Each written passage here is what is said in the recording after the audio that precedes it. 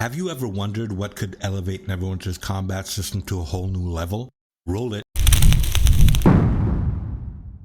Greetings, my fellow kings and queens of window licking. I trust you're all thriving in your own quirky ways. And don't forget to hit that like button, subscribe, and join the club. You know the drill. What are you waiting for? Do it! Now let's dive into the topic du jour, the combat system. Whether you're a certified noob or a seasoned veteran of Neverwinter, it's likely we can find common ground in acknowledging that the combat system is, well, pretty darn good. Yeah, baby, yeah!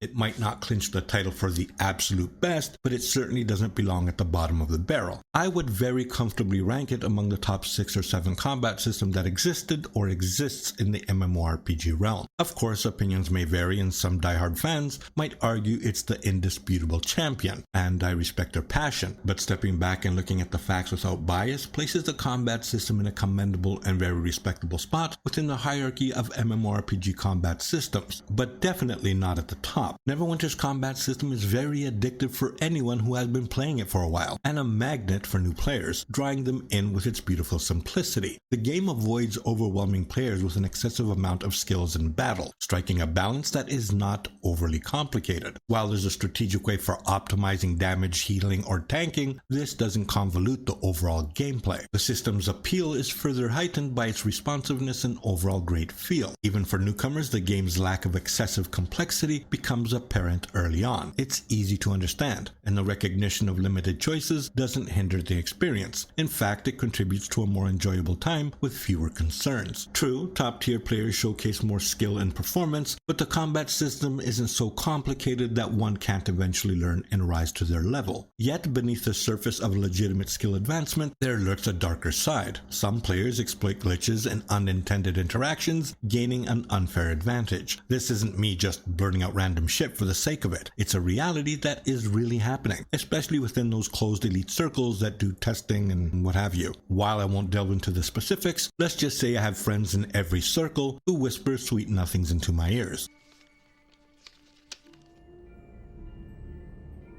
Beyond these sneaky unwanted advantages, legacy characters, fusion characters, and class imbalances also contribute to skill differences. Despite these issues, the game's combat system remains notably user-friendly. In the world of gaming, each combat system comes with its own set of pros and cons, adding a unique flavor and appeal to the overall experience. However, there's one aspect of Neverwinter's combat, whether it's PvE or PvP, that has consistently irked me. It's the unyielding grip the game places on you once you decide to unleash a spell, activate a daily, use an encounter, or an at-will power. Regardless of the combat type of your class, or the direction you were gracefully maneuvering to, or the sudden appearance of a menacing red circle beneath you, you find yourself frozen in place, locked in. This, my friend, is the combat system's Achilles heel, especially for someone like me who values immersion. The lock to cast mechanic is without a doubt my bane, disrupting the fluidity of the combat experience. I absolutely hate it. For many of us, it's become such a second nature that we hardly even give it a second thought. Yet, if you hone in on it, the annoyance becomes apparent. Imagine wanting to dash and cast simultaneously, only to find yourself stuck in place, resembling more of a peculiar greenwood tree with roots.